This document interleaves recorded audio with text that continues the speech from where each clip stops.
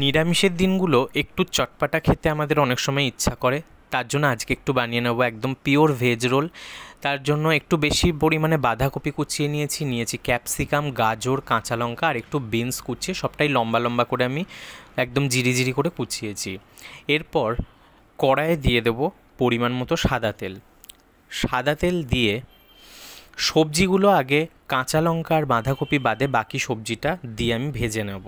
কাঁচা লঙ্কাটা পরে অ্যাড করলাম, করে এবার ভালো করে এটা ভাজবো যতক্ষণ পর্যন্ত না মোটামুটি বেশ একটু গাগুলো ফ্রাই হয়ে যাচ্ছে সবজির, আর অর্ধেকটা মোটামুটি সেদ্ধ হবে। যখন এটা অর্ধেকটা সেদ্ধ হয়ে আসবে তখন আমি এর মধ্যে বাঁধাকপিটা যেটা কুচিয়ে রেখেছিলাম সেটা ভালো করে ধুয়ে নিয়ে অ্যাড করে দেবো। তারপর বাঁধাকপিটা অ্যাড করে এইটা এবার ভালো করে ভাজতে থাকবো। এটা যেহেতু ভেজ রোলের একটা স্টাফিং হবে বা ভেতরে ফিলিংটা থাকবে, তার জন্য এটাকে কিন্তু একটু ক্রাঞ্চি ভাজতে হবে, খুব বেশি নরম হবে না।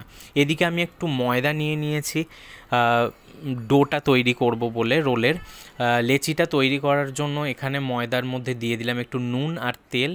আর এই দিকে আমার সবজিটা ফ্রাই হতে থাকছে, তার মধ্যে আমি অ্যাড করলাম একটু নুন আর একটু বেশি পরিমাণে গোলমরিচ গুঁড়ো।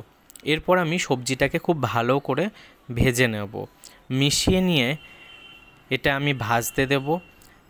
নুনটা কিন্তু সবজিটা ভাজার একদম প্রথম দিকে দেবেন না, তাহলে কিন্তু জল বেরিয়ে সবজিটা খুব নরম হয়ে যাবে, ক্রাঞ্চি ভাবটা কিন্তু থাকবে না। টেস্টটাকে ব্যালেন্স করবার জন্য আমি এর মধ্যে দিয়ে দিলাম একটু পরিমাণ চিনি। নুন, মিষ্টি, গোলমরিচের একটা খুব সুন্দর ফ্লেভার থাকবে, ফলে স্টাফিংটা খেতে খুব ভালো লাগবে।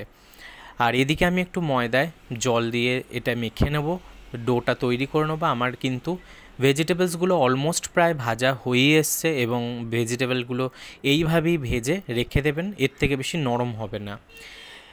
নিরামিষের দিন অবশ্যই আমাদের সবসময়ই হয়তো পেঁয়াজ, রসুন বা এইগুলো ব্যবহার থাকে না বলে খেতে একটু চটপটা কখনো কখনো খেতে ইচ্ছা করে।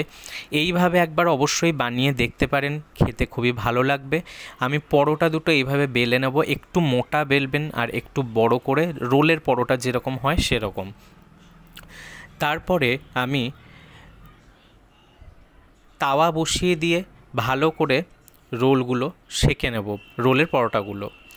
রোলের পরোটাটা ভালো করে যখন দু পিঠ একটু সেঁকা হয়ে যাবে এরকম, তখন এটা তেল দিয়ে ওপরে তেলটাকে ভালো করে বুলিয়ে নিয়ে পরোটাগুলো দু পিঠ চেপে ভালো করে ভেজে নেব। পরোটাগুলো বেশ একটু গাগুলো যাতে মচমচে হয় সেইভাবে ভাজবেন, তাহলে খেতে ভালো লাগবে। বেশ এইভাবে চেপে মিডিয়াম আঁচে পরোটাগুলোকে ভেজে নিতে হবে। ভালো করে দুটো পরোটা এইভাবে ভেজে নেব। পরোটাগুলো মোটামুটি ভাজা হয়ে গেলে, আমার ভাজা হয়ে গেছে, এর মধ্যে এবার আমি যে ভেজে রাখা ভেজিটেবলসগুলো সেটা স্টাফিংয়ে দেব। আমি এখানে একটা ভেজ মেয়োনিজ নিয়ে নিয়েছি, এগলেস। এটা আমি এখানে ইউজ করছি মেয়োনিজটা। এটা তন্দুরি ফ্লেভারের মেয়োনিজটা, খুবই খেতে ভালো। এইটা দিয়ে আমি রোলটা করছি, খেতে খুবই ভালো লাগবে এটা দিয়ে। এটা ফার্স্টে পরোটার মধ্যে একটুখানি ভেজ মেয়োনিজটাকে আমি স্প্রেড করে দিয়ে দেবো এর মধ্যে একটু টমেটো সস, আর দিয়ে দেবো একটুখানি পরিমাণ চিলি সস। বাচ্চারা খেলে অবশ্যই চিলি সসটাকে স্কিপ করতে পারেন।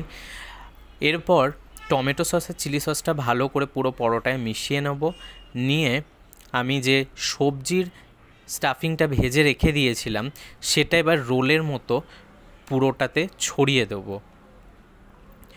এরপর এটা ভালো করে ছড়িয়ে দিয়ে, সস যেহেতু আমি নিচে দিয়েই দিয়েছি, ওপরে আর আমি কোনো সস ইউজ করছি না।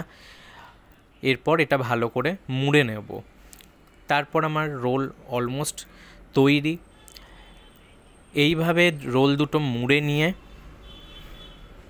দ্বিতীয় রোলটাও আমি এইভাবে তন্দুরি ভেজ মেয়োনিজটা স্প্রেড করে তার উপরে দু রকমের সস দিয়ে সবজিগুলো দিয়ে দ্বিতীয় রোলটাকেও আমি এইভাবে মুড়ে নিয়েছি। মুড়ে অবশ্যই কাগজে দিয়ে বাচ্চাদের সার্ভ করলে তো বেশ একটা সুন্দর দেখতে লাগে, ফলে তারা খুব অ্যাট্রাক্ট হয়। বাড়িতে আপনারা এমনিও খেতে পারেন। আমি এইভাবে কাগজে মুড়ে দুটো রোল বানিয়ে নিয়েছি। ভেজ রোল অবশ্যই এইভাবে একবার বানিয়ে দেখবেন, খেতে খুবই ভালো হয় আর বেশ চটপাটা হয় খেতে। মেয়োনিজটাও খুব সুন্দর, এরকম অবশ্যই একবার ট্রাই করবেন এরকম। ধন্যবাদ।